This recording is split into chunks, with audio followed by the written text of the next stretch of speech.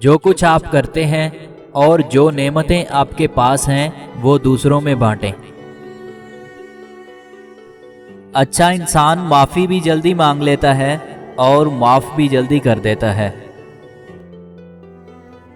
اگر تم میں سے کوئی بے وفا بیوی کے جرم کو انصاف کے ترازو میں تولنا چاہے کہ وہ عورت کے شوہر کے دل کو بھی اس ترازو کے پلڑے میں رکھ دے، اس عورت کی روح کے ساتھ مرد کی روح کو بھی پیمانے سے ناپ لے۔ ہر شخص چاہتا ہے کہ اس کی عمر لمبی ہو، مگر کوئی بوڑھا ہونا بھی نہیں چاہتا۔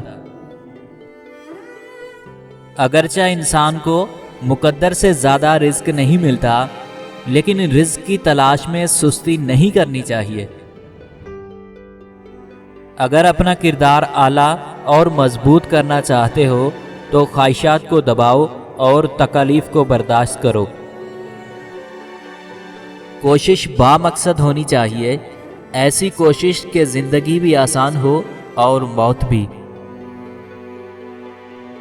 قیامت کے روز خدا مجھ سے یہ نہیں پوچھے گا کہ کس نے کیا کیا، مجھے صرف اپنے فرائض کی ادائیگی کا جواب دینا پڑے گا۔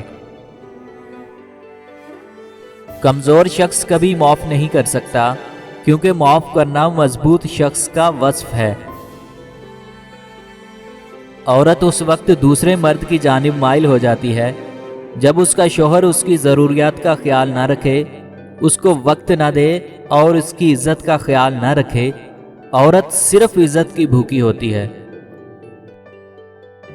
تم چند لوگوں کو کچھ عرصے کے لیے بیوقوف بنا سکتے ہو اور شاید کچھ لوگوں کو ہمیشہ کے لیے بھی، لیکن تمام لوگوں کو تمام عرصے کے لیے بیوقوف بنانا ناممکن ہے۔ جو لوگ کافی دیوانے ہوتے ہیں، دنیا کو بدلنے کا سوچتے رہتے ہیں، وہی ایک دن کر دیتے ہیں۔